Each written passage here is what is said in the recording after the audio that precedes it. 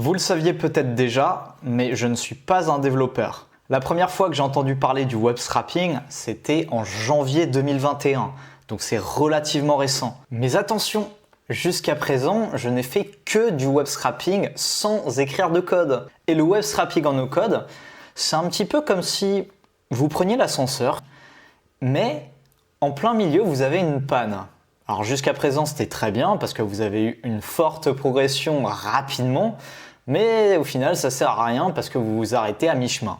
Et c'est pour ça que j'ai décidé d'apprendre à coder avec Python, pour aller au-delà et aussi pour faire un petit peu autre chose. Mais on va pas se mentir, le chemin est encore long. Et c'est pour ça que dans cette vidéo, on va voir un scrap très simple pour comprendre les fondamentaux du scrapping en Python. Et si vous souhaitez progresser rapidement dans le web scrapping, mais en no-code cette fois, c'est toujours possible. Vous avez différentes offres sur mon site internet, ou alors si vous avez une demande plus personnalisée, vous m'envoyez un email. Bonne vidéo!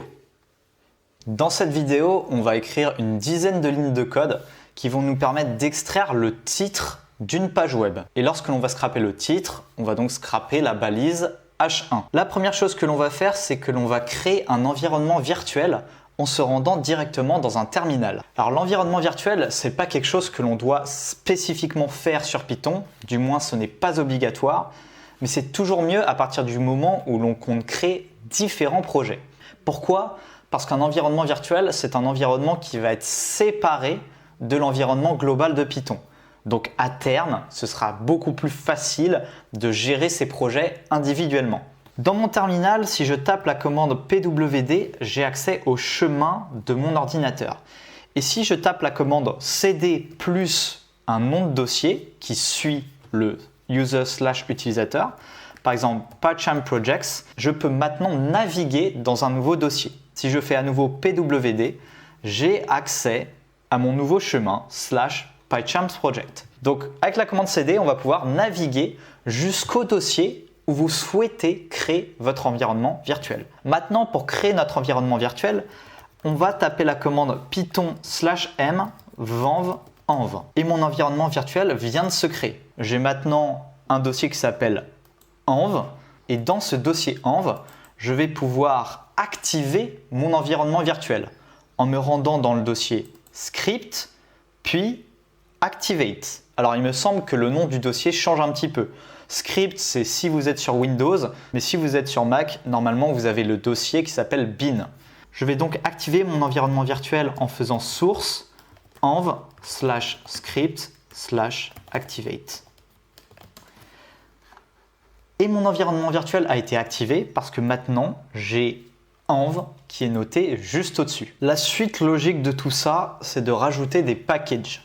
Les packages, c'est ce qui vont nous permettre d'effectuer des actions supplémentaires. On a besoin de deux packages. Le package request qui va nous permettre d'effectuer des requêtes sur le web, donc pour visiter un URL. Et on aura besoin du package beautiful soup qui va nous permettre de faire du web scrapping. Si je tape la commande pip list, j'ai accès à ma liste de packages actuellement. Et je n'ai que deux packages dans mon environnement virtuel, pip et setup tools.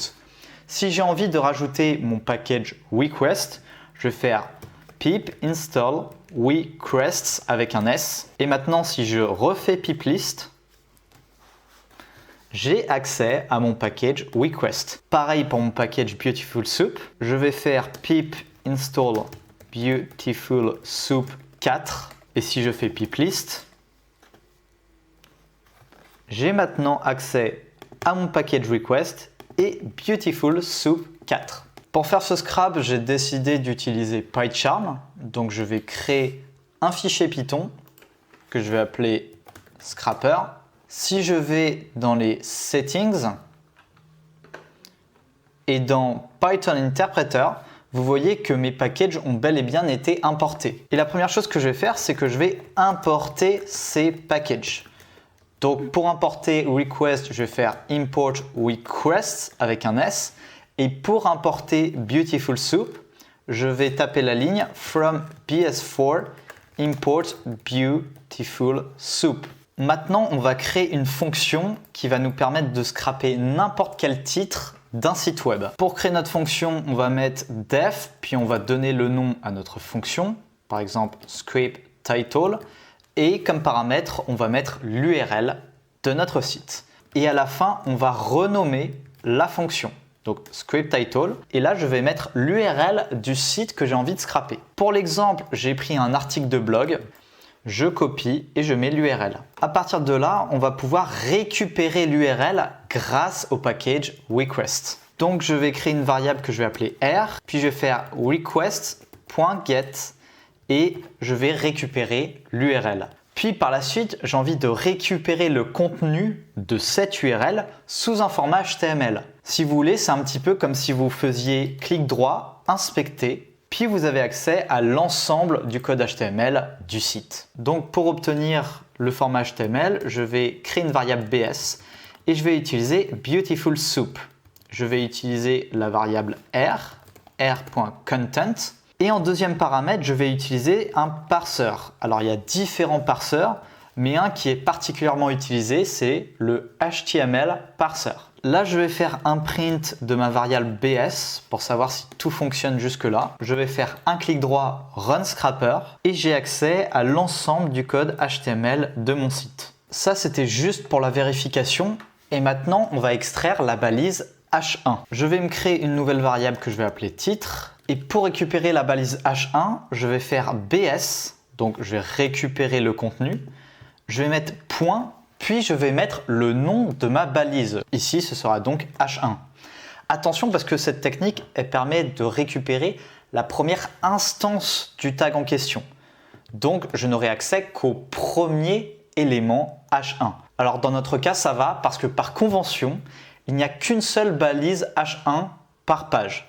Mais vous savez, parfois les conventions sur Internet, on se torche le cul avec, donc c'est pas toujours vrai. Je vais faire un print du titre, je vais relancer ma tâche et j'ai bel et bien accès à l'élément de type H1. Tout ce qui me reste à faire, c'est de retourner le titre, puis je vais transformer cette ligne-là en variable, je vais l'appeler title et pour vérifier, je vais faire un print de title. Je relance ma fonction et tout fonctionne bien. C'est la fin de cette vidéo. Une prochaine fois, on verra comment aller plus loin dans le web scrapping Python. On verra quelque chose d'un petit peu plus avancé. Et si vous souhaitez rejoindre notre communauté de web scrappers, vous pouvez me suivre sur mon canal Telegram. Le lien est en description.